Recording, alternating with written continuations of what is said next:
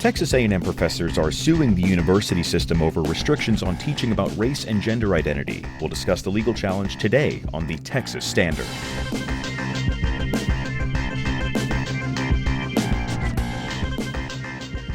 Texas Standard is a production of KUT Austin, KERA North Texas, Houston Public Media, and Texas Public Radio in San Antonio. I'm Roy Velásquez. Also today, some Latino voters in Texas who supported Donald Trump in 2024 say they're reconsidering that decision ahead of this year's midterm elections. We'll hear what's driving the shift. Plus, the American Red Cross has declared a national blood supply crisis, why donations have dropped to a 4-year summer low, and how Texans can help. And the story of Roy Velásquez, the Austin businessman who built a taxi company that served communities shut out by segregation. He's now inspiring a new children's book. All those stories and more coming up today on the Texas Standard.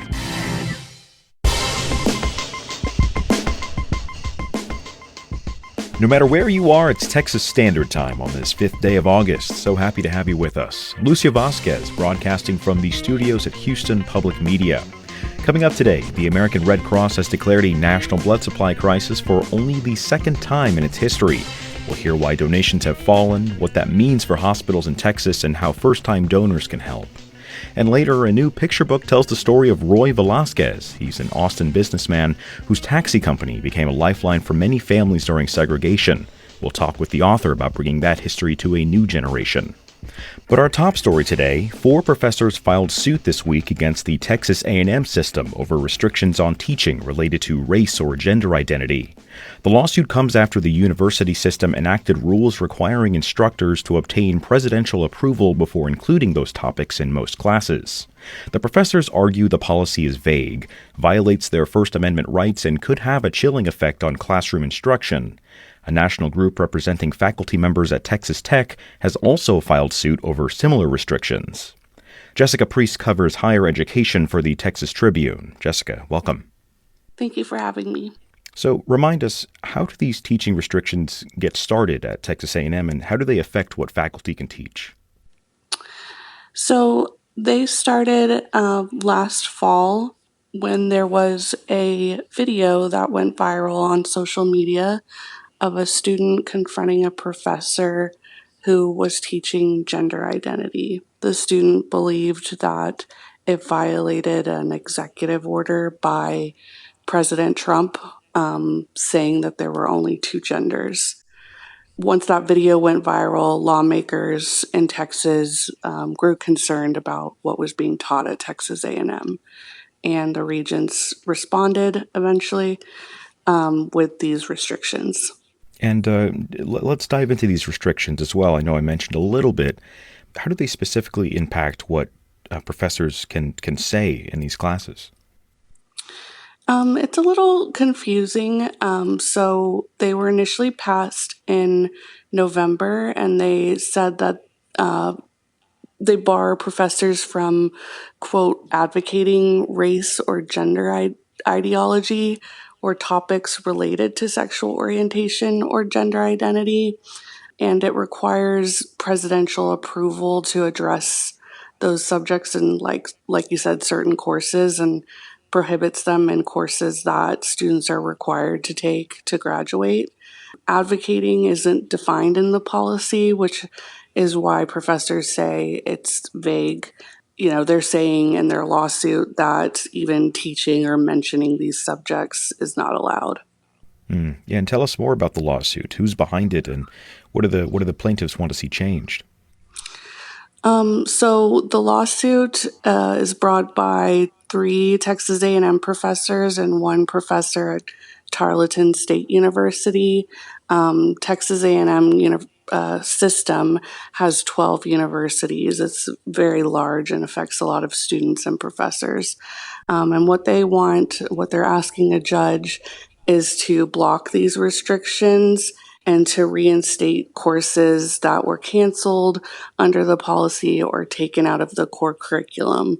When a class is taken out of the core curriculum, enrollment often suffers, and sometimes eventually that class could get canceled. And so how do these professors say these restrictions have been practically applied during their instruction? Yeah, one of the plaintiffs, he is president of this faculty group. His name's Dr. Leonard Bright. He teaches an ethics class, and over the spring, his class was canceled because when he was required to submit his syllabi and was asked, like, what part of your class are you going to be talking about race or gender ideology, he told them that he couldn't specify a certain day or week that he was going to be addressing that topic because it would just naturally come up in the class and there was no way to like separate it out. So they canceled his class. The other professors describe in the lawsuit being told to take things out of their literature class. One professor was talking about how they were going to show the Academy Award winning movie Moonlight to their students, and they were not allowed. And their class is being canceled as well for the fall. So it's continuing to affect people. Yeah, and this is also not the first of a similar vein of lawsuits. Can you tell us a little bit about what's going on at Texas Tech as well and who's involved in that lawsuit? Yeah, that lawsuit is also brought by the American Association of University Professors. It doesn't have named professors in that lawsuit like this one. It's similar but different. Whereas in this lawsuit, the restrictions they're fighting were imposed by the regents, which are appointed by the governor. At Texas Tech, they are fighting against a policy that was imposed by the chancellor, a former senator, Brandon Creighton. The restrictions imposed by former Senator Creighton, now Chancellor, also concern race, gender identity, and sexual orientation. Gotcha. And has either of the universities responded to these lawsuits? No, not officially, as far as I can tell. But I did get a statement back from Texas A&M System saying that they believe the lawsuit is without merit and that they're going to vigorously defend the policies and procedures they have in place. Jessica Priest is a higher education reporter for the Texas Tribune. We'll share her latest reporting at texasstandard.org. Jessica, thank you for joining us. Thank you.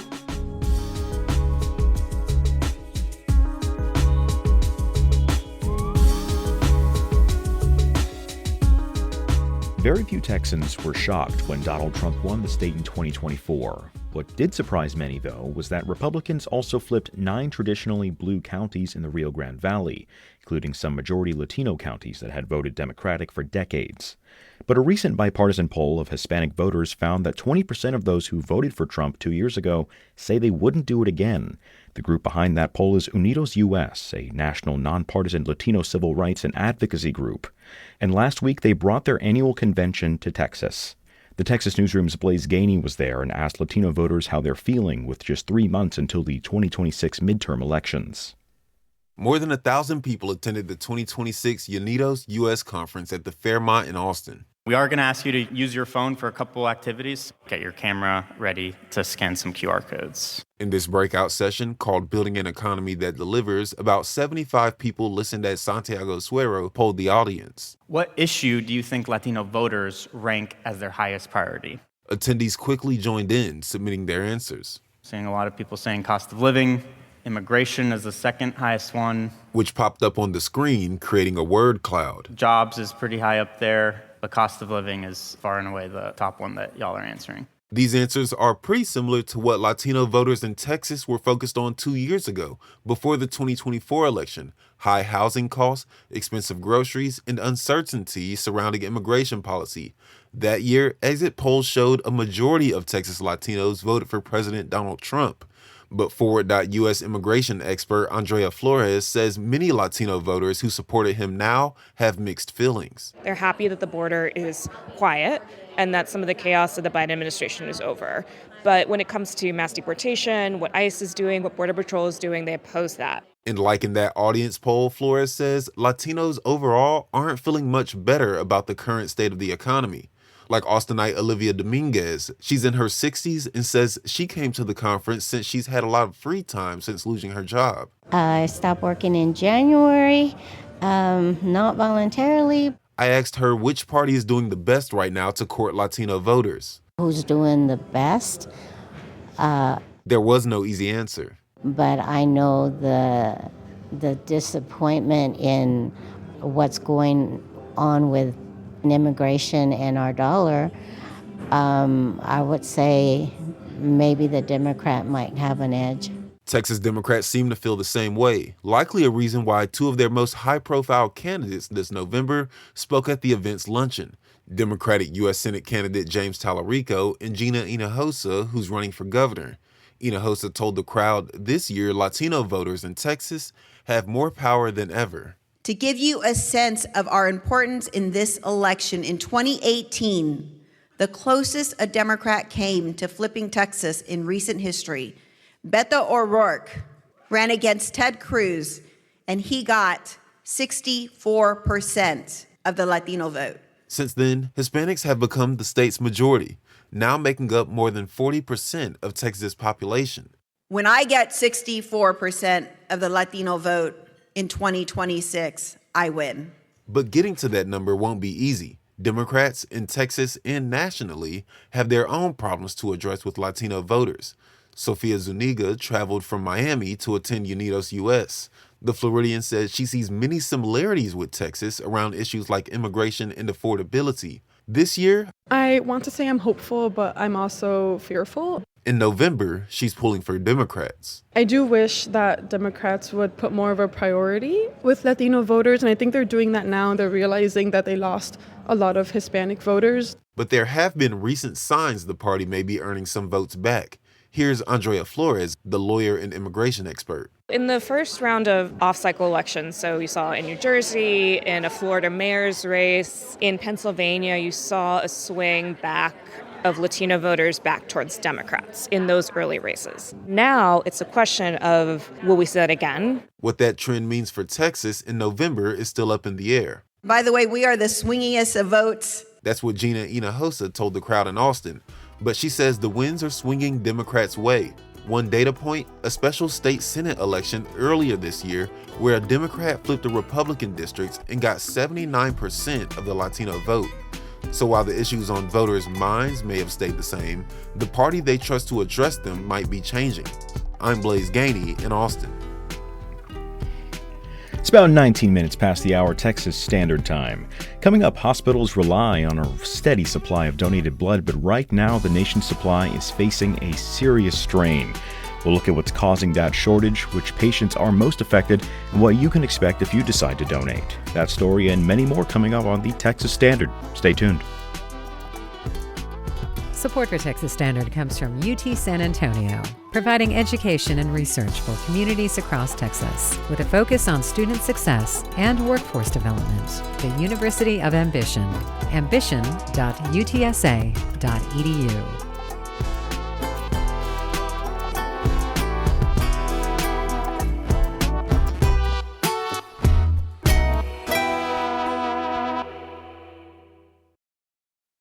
This is the Texas Standard. I'm Lucio Vasquez. Two beluga whales rescued from a shuttered Canadian marine park are settling into their new home at SeaWorld San Antonio. The pair is among the first animals relocated as part of an international effort to rescue about 30 whales from Marineland of Canada. The San Antonio Report's Diego Medel got a behind-the-scenes look at how they're adjusting. Chirps, whistles, and clicks fill the beluga habitat at SeaWorld San Antonio, where two rescued whales are settling into their new home. Frankie and Bertie Botts arrived in San Antonio earlier this month after an international rescue effort moved them from Marineland of Canada, a marine park near Niagara Falls that closed in 2024. Now, trainers are slowly introducing the pair to SeaWorld's existing pod of 8 belugas. Katie McCullough, curator of animal husbandry at SeaWorld San Antonio, said the whales are settling in even better than expected. I did have high expectations for them, but they've exceeded it far beyond. I mean, they're doing fantastic. One of the first signs the move was going well came only hours after they arrived. After a trip by truck and cargo plane, McCullough said both whales almost immediately accepted fresh fish. Since then, they've been learning their way around a multi-million-gallon 7-pool habitat while meeting new friends, one wheel at a time. We just slowly start introducing them to the next friend and the next friend and the next friend and the next pool and the next pool and the next pool. And as long as they're handling it well, and I think that's key, is that we are going at the animal's pace. One of those first introductions was to 40-year-old Naluark, the park's largest and oldest male beluga whale. McCullough says that younger whales quickly fell in line behind him. It was kind of like this beluga ball game going on. It's kind of like a 5-year-old soccer game. That's what I've been comparing it to. And the Naluark was kind of the ball everybody was following around. But it's gone very well. SeaWorld expects Frankie and Birdie Bops to continue meeting the rest of the pod over the coming weeks. While additional beluga rescues from Canada are expected, officials have not said when they will happen or how many more whales could eventually come to San Antonio. I'm Diego Medel in San Antonio.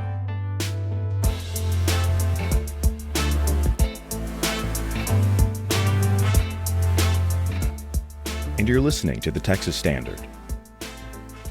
For only the second time in history, the American Red Cross has declared a national blood supply crisis. Blood donations have fallen to a 4-summer low, and the organization is asking donors to give blood to help lessen the shortage.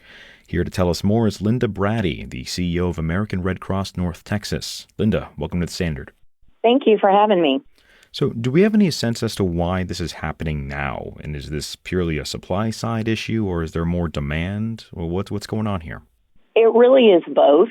We declared a shortage a couple of weeks ago, and thousands of people have stepped up to donate, but we're still struggling to keep up with the demand side of things. We know that in the summers, there are always declines in number of donations because people are traveling on vacation, kids are out of school, people are out of their routines. This year, the extreme heat is sort of worse in more parts of the country further north. So that causes issues with people not able to get out in the heat. And then also the foodborne illnesses that we're dealing with right now have caused a lot of cancellations of scheduled donations. So all of that coming together at the same time has just made it reach a crisis level.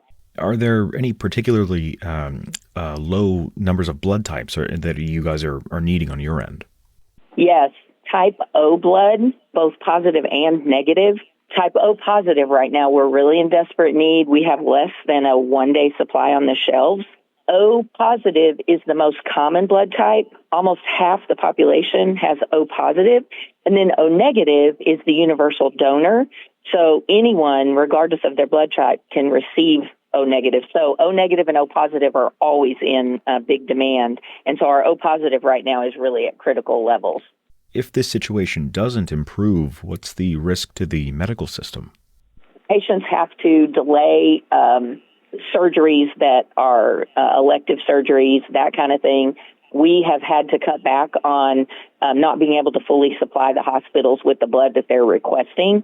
So in a worst case scenario, there could be some sort of unplanned need for blood, like a woman who's has complication in childbirth and needs a blood transfusion, or an accident victim, a trauma victim who needs a blood transfusion. So it might be that there just isn't the blood on the shelves. So really, people going to donate blood, they can literally save lives today by taking just an hour to go donate blood. There are easy ways to sign up. You can make an appointment ahead of time. You can walk in, if you like, at one of our blood donor centers.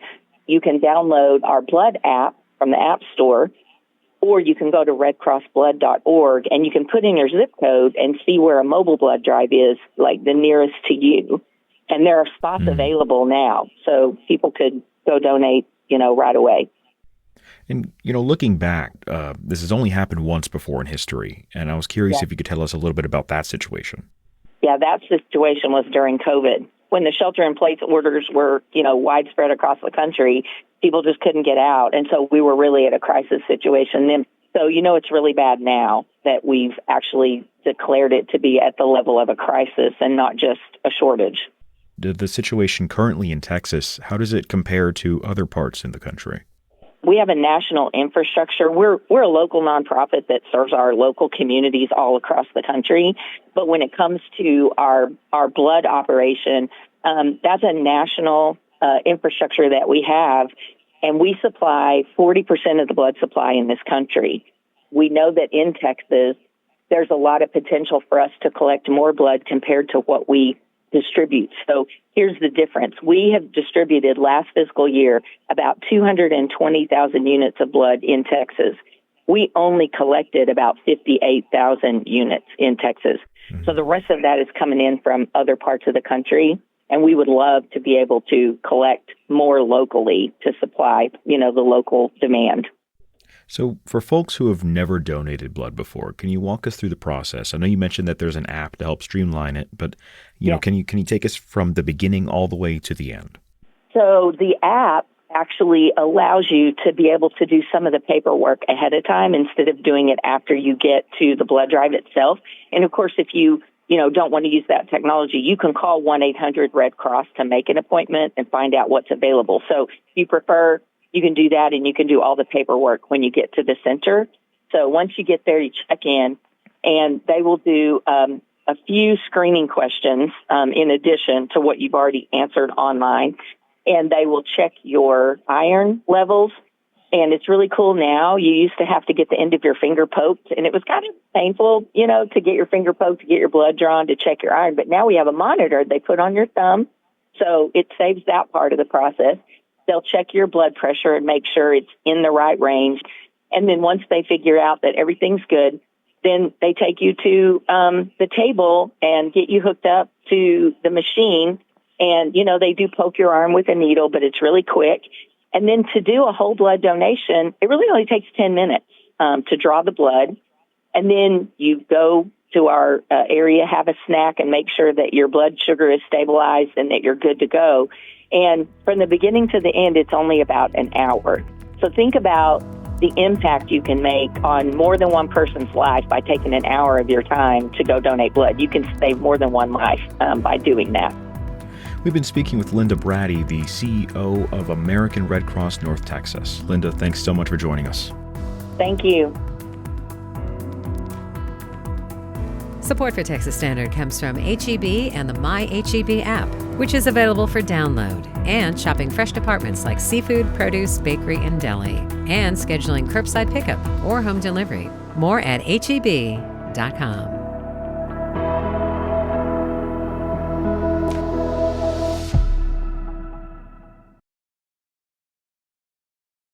Live from the Texas Newsroom, I'm Shelby Rose. A public hearing in San Antonio Tuesday examined the impacts of federal immigration enforcement, including the cost of detention.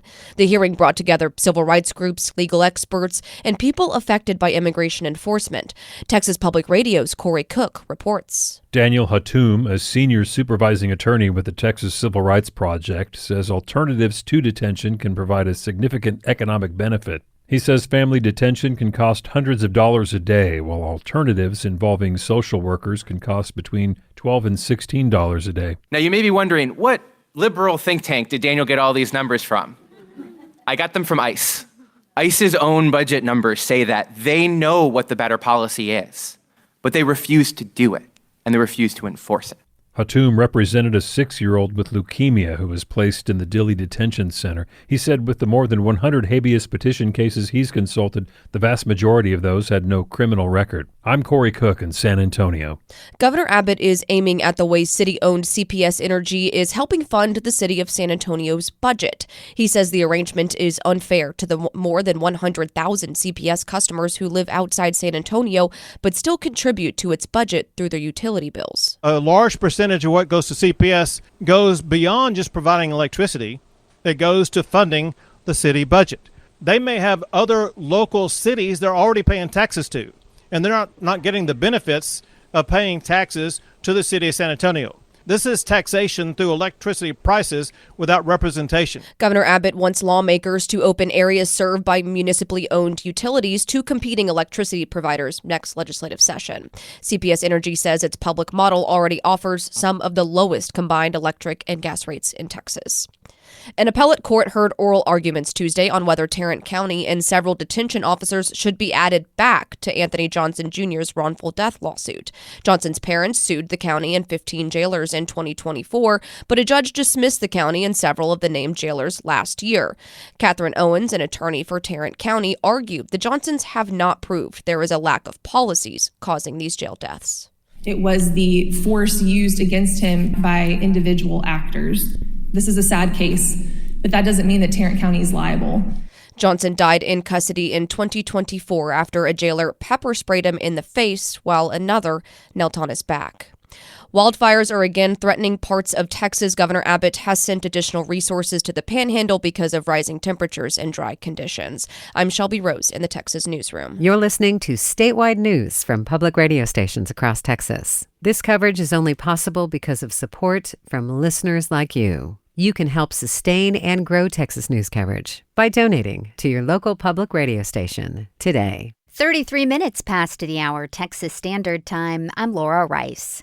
It's almost back to school time in most parts of the state. Some teachers have already been back for weeks, attending trainings, prepping classrooms, and getting lessons all sorted. Soon will be Meet the Teacher events and first day picks. And then will come the change in morning traffic as long lines of cars and yellow school buses snake around school parking lots. It all got Texas Standard commentator W.F. Strong thinking about how drop-off looks different than it did in his day. He takes us back to one of his own first days of school. I was 7 on my first day of second grade. My parents told me I could ride my new bike to school if I liked. My school was only a mile away through a residential neighborhood, not much traffic. It was thrilling to be given that sort of independence, to get myself to school and back on my beautiful red Western Flyer bicycle. Oh, she was a beauty. All decked out with chrome or faux chrome, don't remember which for sure. The night before, I cleaned her up and polished her and even mounted playing cards in the spokes to create that motor-like sound. But my dad said no to the deck of cards. The next morning, my Western Flyer looked magnificent in the bright Texas sun, all shiny with the basket on the front holding my books. This was well before anybody thought of the brilliance of backpacks for such cargo. The books were wrapped in brown paper from H-E-B shopping bags. I had on blue jeans and a freshly ironed cowboy shirt with snap buttons and brand new U.S. Kids high-top sneakers. My friends asked me that day if I could run faster in those new shoes. The answer was yes. And I could pedal faster, too. On my way to school, I was looking down, admiring my cool shoes, unblemished white canvas and laces, and admiring how fast I could pump those pedals. I was flying through those back streets on my red Flyer at 7:30 a.m. Amazing now to think that my parents would let their second grader ride alone to school, but it was common in a small town in 1962. On this morning, as I pumped those pedals ever faster, I anticipated arriving early enough to show off my new bike and run around the playground and get my new clothes dirty before the bell. But I looked down at my shoes a few seconds too long because suddenly I noticed a red shadow eclipsing my upper vision and glanced up to see a huge red Mack truck parked in my way. I reversed the pedals in an instant and stood up to brake as hard as I could. The bike slipped sideways, which was good, accidentally good, and I was saved from hitting the pavement by slamming into the massive bumper of the truck. My shoulder slammed pretty hard against the grill, too, and my second grade reader, Fun with Dick and Jane, toppled out onto the ground into a greasy spot under the truck. My hat fell off as well, my straw Stetson. Did I mention the hat? That was an important accessory to go along with my steel horse. I felt lucky to be alive, sure that if I'd been a millisecond later in seeing it, my head would have been implanted in the radiator, and I wouldn't have learned a thing in school that day, or perhaps ever. As it was, Dick and Jane got the worst of it, with a little oil stain on the cover. Nobody saw me do battle with the Mack truck. It was a privately witnessed near-death experience. I didn't even tell my mother for fear that she would have grounded me and my Western Flyer. I think of that moment quite often, appreciative of the many oh-so-close calls in my life that fate has been generous enough to let me escape from, mostly unharmed. Count your blessings, my friends, and watch where you're going. I'm W.F. Strong. These are stories from Texas. Some of them are true. W.F. Strong is a professor of culture and communication at the University of Texas Rio Grande Valley. You can find his stories from Texas at texasstandard.org and anywhere you get podcasts. By the way, another reminder that this weekend is tax-free weekend in Texas. It's meant to give families a bit of a break as they're grabbing back-to-school supplies and clothes. The rules are online at the Texas Comptroller's website, but basically you can save on sales tax for school supply and clothing items that cost less than $100 each. Included are things like shoes, backpacks, and lunchboxes. And you don't have to shop in-store to take advantage. Online retailers should be ready to waive sales tax, but if they don't, you can fill out a form to request it to be refunded. Just remember that delivery charges are considered part of the item's sale price, so keep it under $100. The other thing to keep in mind is when the charge goes through. Purchases must show up as being made between this Friday, August 7th, and midnight on Sunday the 9th. Support for Texas Standard comes from Half Price Books, a Texas-bred new and used bookstore, proudly supporting public media and sustainability by keeping books, music, and other media in circulation. Store locations and more information at hpb.com.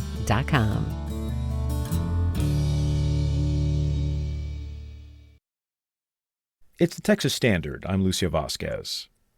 Roy Velásquez was the son of Mexican immigrants living in Austin, Texas at the height of segregation in the 1930s. He first saw how hard it was for people of color to get around town when they weren't allowed in taxis, and the streetcar ended far from their homes on the east side. So Roy decided to do something about it, and that's the subject of a new picture book, A Taxi for Everyone, by Debbie Zapata. The author herself joins us now. Welcome to the Standard. Thank you for having me. So, for those who aren't familiar, tell us a little bit more about Roy and his business and how you learned about it. Yes, I grew up in Austin. I moved here in 1970, so Roy's Taxi was already driving around town. They really stood out because they were seafoam green with red roofs, which he created as a tribute to the Mexican flag. We would see them at airports driving around town, and in fact, when my grandmother would come visit sometimes from Southeast Texas, we'd send her home by bus, and she sometimes needed to grab a cab to get to the bus station early in the morning, and we'd call Roy's Taxi. So it was kind of always around, but I didn't know the man behind the cab. And I started to look into that once I started writing picture books in 2016. And it was really fascinating, everything that I was learning about him. He grew up as first-generation immigrant family and moved his family to Austin in 1927, shortly before the Great Depression and the stock market crash. So it was really a rags to riches story in some senses, but he had a much greater impact than just driving people around. Yeah, and can you dig a little bit deeper into the context that Roy was working in at the time? I know I mentioned segregation, but how did that affect the Austin area more broadly? Yes, this is where Roy's story allowed me to dig deeper in history. I felt like I knew a lot about Austin history, but I did not know about the 1928 master plan that the city council came up with that pretty much was an opportunity to move everyone who was not white into East Austin. We know a lot about the rich history of Clarksville, where a lot of the freed slaves settled after that period. But with the 1928 master plan, it really was this idea that what was then East Avenue, which we know as I-35, would be the dividing line. And so when Roy moved his family in 1927, he particularly was really well advancing in his career as a foreman for construction. They were laying sewer pipes, but then when the Great Depression and the stock market crash happened, he had a family and 4 brothers to take care of. And so he had an idea that he could get a taxi job because he already owned his car and he owned a house. He was a very hard worker at a time that a lot of people were just, scraping to get by. He was doing quite well. And when he did that and went to go and apply for jobs, every taxi company said, no, I can't hire you. You would scare off my clientele because you're Mexican American. So it was more than just, segregation. For him, it was survival. And this was a time where, even though a lot of people think about Jim Crow laws as putting African Americans and Black people in a position to not be able to be allowed in certain buildings or schools or hospitals or public services, Mexican Americans also fell into that on a social level. And so it was a real big challenge for his community. I'm curious, why do you think it's important to tell this story to kids? I think ultimately Roy's story is a story about service and hope and making a difference and community. And so I feel like that's something that kids are always looking towards for themselves, whether it's something in their schools or something in their community. Today's kids are very proactive. They, have a lot of opportunities to know about what's going on in the world and in their own small communities. Another piece that I thought was important that kids could appreciate is how, you have these hometown heroes. There are people around us every day in all of our towns and communities that are making a huge impact, that they're really just sort of ordinary people that are making extraordinary progress for their community. And I think children can also see that, whether it's through teachers they admire or coaches or other people in their community that have had a big impact on them. Roy's taxi company was fairly successful. I'm curious, what did the business look like at the height of their reach, and what impact did Roy have in the Hispanic community as a whole in Austin? One of the great things that did happen is that Roy was interviewed by KView, Channel 24 People View. Martha Cotera had interviewed him right before they celebrated the 50th anniversary, which was held at the Frank Irwin Center, which is today's version of the Moody Event Center. I call it, Austin's Madison Square Garden. So it just gives you an idea of how connected he was and how well appreciated, and a legend, really, honestly. And at that time, he reported that they had 50 cabs, and 25 of them were owned by the Velásquez family, and 25 of them were franchised. But at the very height, I believe 60 cabs is what Roy's Taxi Company owned. In the end, Roy's Taxi was in service in Austin for 75 years. It was obviously the longest running cab company in Austin to date. And I think part of that was really about the hard work and the dedication to community.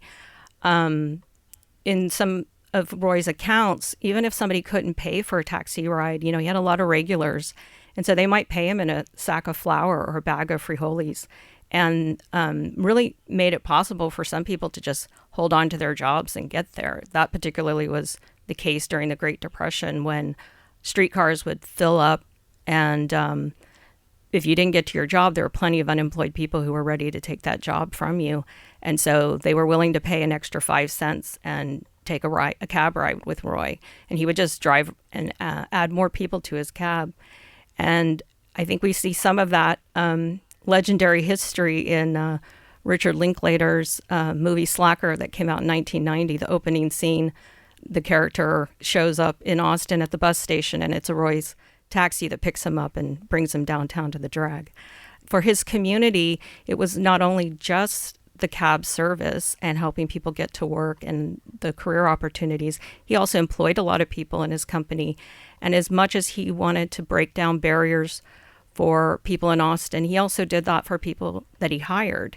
Would give people a chance if they had been released from prison. And he also employed a lot of UT students. Students loved being able to be cab drivers with Roy's Taxi because it was such a flexible schedule.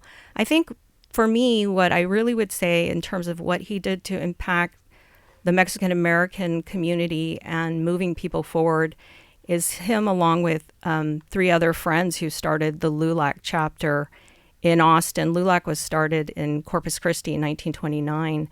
And by 1935, they had started the Austin chapter. And that really showed how they could come together as a group and really mobilize for change. And Roy was very diplomatic when he did go to address a problem. He always assumed that the other person didn't really understand perhaps how offensive something was or that it was negatively impacting people. So that made people really want to work with him. And that led all the way to President Lyndon Baines Johnson reaching out to Roy and his brother and asking them to help campaign when he was ready to run for Congress. And his family likes to tell the story that Roy could just pick up the phone and call the president. And a lot of people aren't able to say that. We've been speaking with Debbie Zapata, author of the new picture book, A Taxi for Everyone. Debbie, thanks so much for joining us, and congrats on the book. Thank you very much for having me. Support for Texas Standard comes from Texas Mutual Insurance Company, a Texas-based workers' compensation provider committed to providing care and support for injured employees. More at texasmutual.com/TexansDeliver.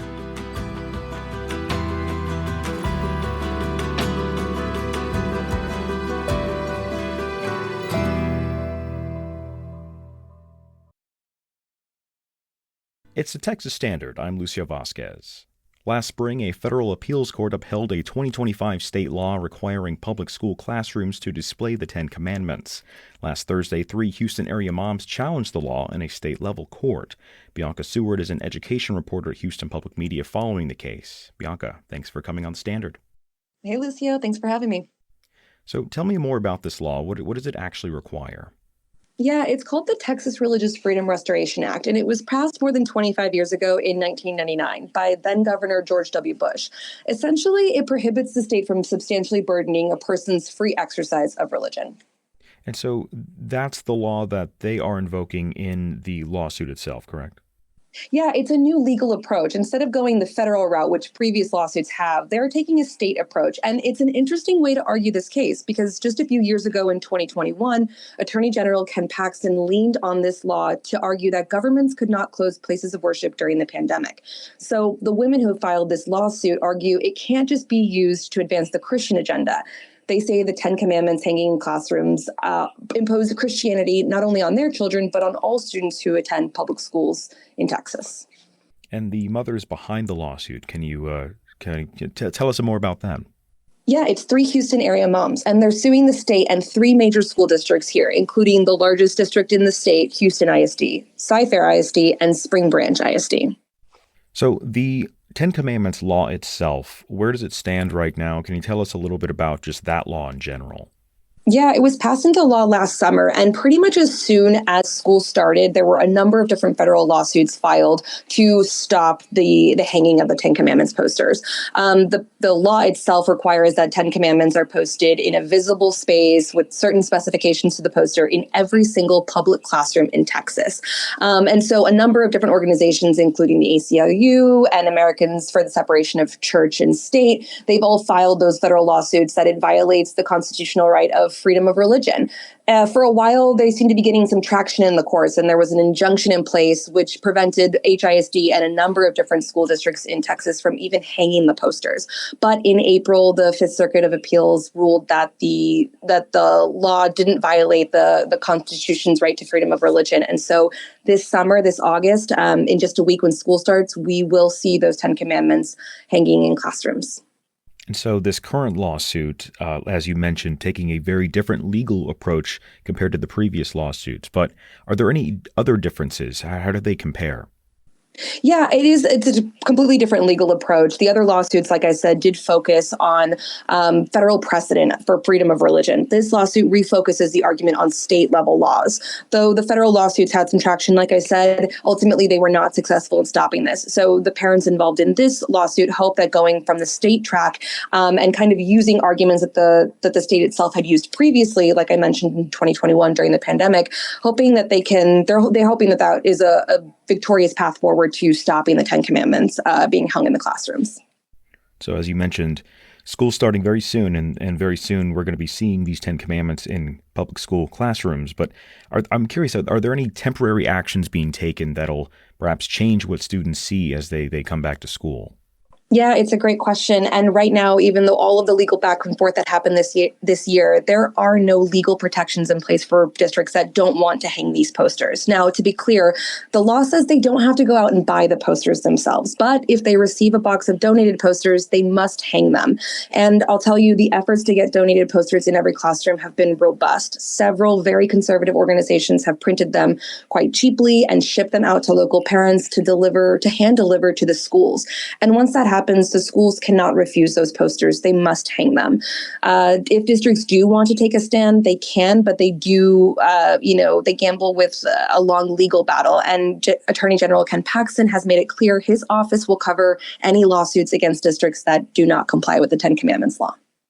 Bianca Seward is an education reporter with Houston Public Media. Bianca, thanks so much for speaking with us. Thanks for having me. And you're listening to the Texas Standard.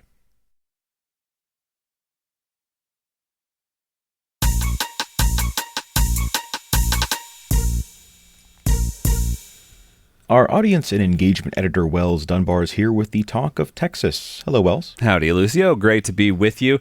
And yeah, the Talk of Texas this week, we're asking, what's your message to Texas teachers? We're inquiring, of course, because students are almost headed back to school, but for many educators out there across Texas, the work has already begun. We're talking about those, in-service days and whatnot. I was just driving by a campus yesterday and was surprised at that full parking lot.